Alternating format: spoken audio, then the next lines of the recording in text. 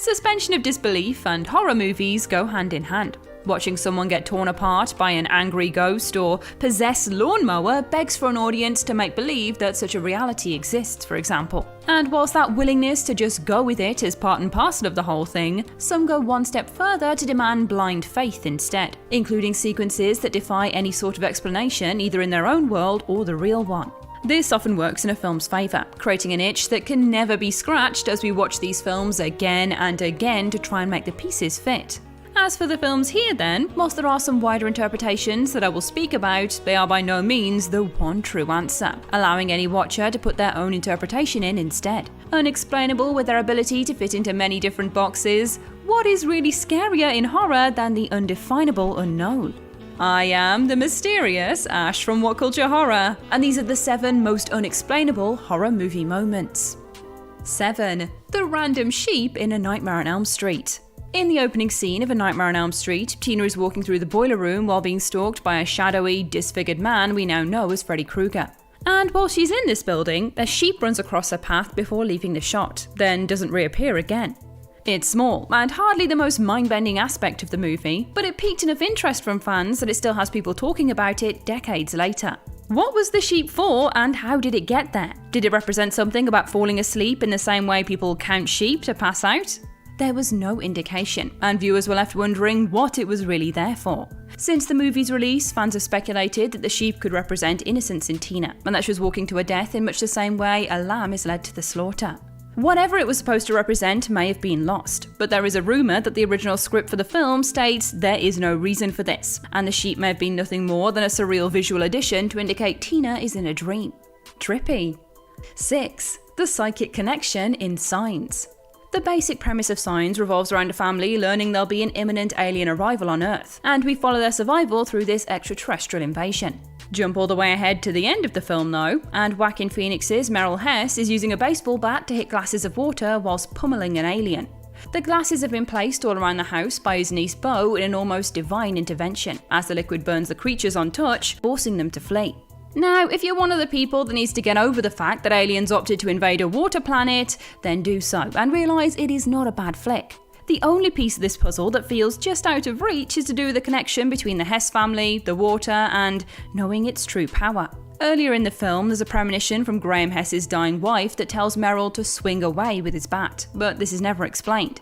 Theory suggests that Signs is an allegory for one man's struggle with his faith, using Christianity as a metaphor and the aliens as representations of demons. While that may be true of Shyamalan's intent, the connection between the Hess family that borders on psychic is still never truly understood as an act of God or something spookier or merely just coincidence, making for an experience of faith ourselves as we trust in this filmmaker's creation.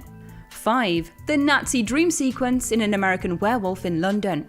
In An American Werewolf in London, David Kessler's vacation goes a little off the rails when he stumbles across the Yorkshire moors. As soon as he and his buddy wind up off the beaten path, they're attacked by a werewolf. It ends up being just David that survives the ordeal with a nasty scratch, and he winds up in the hospital.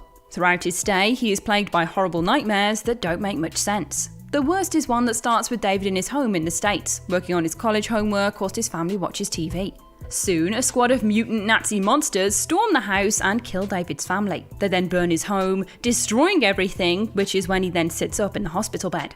The nurse opens the curtains, but then she is quickly stabbed to death and David gets his throat slit. It is a wild dream full of jump scares, and one thrown in at odds with the rest of the werewolf tale we've been watching. Whilst it's perhaps a reflection of David's anxiety at becoming a monster, with the Nazi imagery especially pertinent as a Jewish man, we never get a true, universal explanation as to what it really means, instead left to come up with our own interpretations instead. 4. The egg chamber blue light in Alien.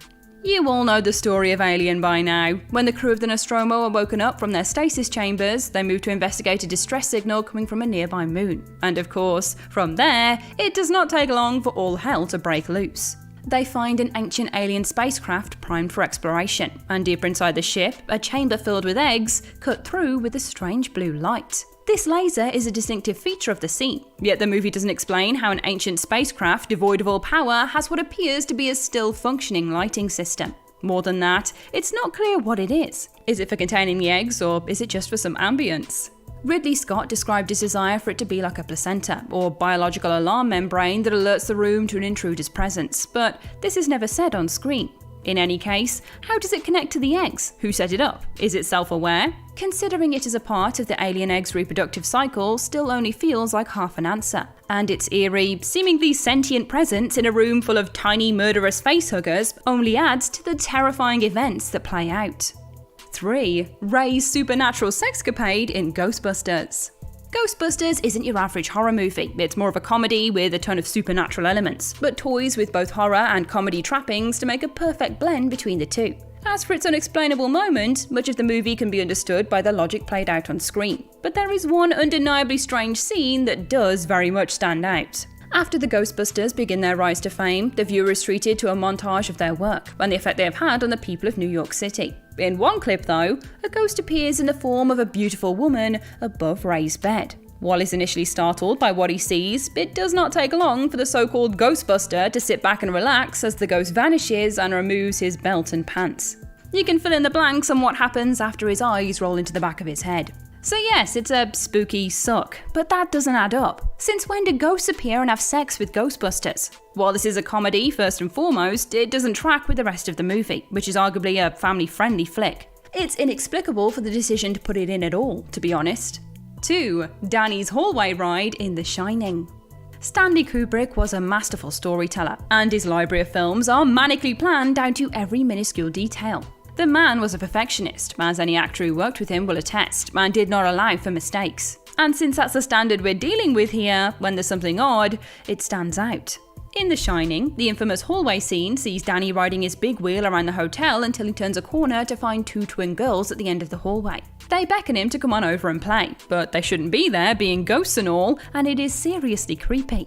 The scene is really important for the movie, and it's one of those that sticks with a viewer long after seeing the film. That being said though, there is a problem with it, likely planted in to confuse viewers into never being sure of what they're seeing. If you're paying attention, Danny starts out on the first floor, but after he turns a corner, he is somehow on the 4th floor of the Overlook Hotel. Basically, he couldn't have ridden his big wheel the way that he does, manipulating the supernatural elements of the film into something far more subtly scary in this understated, unexplained moment. 1. The fly and nosebleed scene in The Ring. The Ring offers an interesting take on cursed items by using a piece of media, and a videotape of all things, instead of some grand diabolical antique. When a character watches the tape, they are doomed to die, with a telephone call and a horrible voice whispering 7 days as an eerie countdown to their end. When Rachel Keller finds the tape and receives the phone call, she dives into an investigation to try and ascertain what all of the strange imagery might mean. She's also obviously interested in trying to find a way to break the curse, which she eventually does by making a copy. When she's reviewing the tape closely, she gets to a scene that has a fly moving on the TV glass, as if it's in the video as well as the real world. She zeroes in on the fly, and as she scrutinizes the insect, reaches towards the screen, and actually plucks it from the tape. Oh boy, bad idea. Her nose begins to bleed, and the creep factor shoots through the roof. While this is an enticing and frightening visual, it also isn't explained in any real way. Sure, it's a cursed videotape that leads to the viewer's death, but this particular physics-defying feat is one that is not in the rulebook of scary, well-dwelling monsters, as far as I'm aware. I guess if Samara can break through, then maybe the fly can too? Does that mean it's a supernatural, evil, psychic creature as well? Who knows?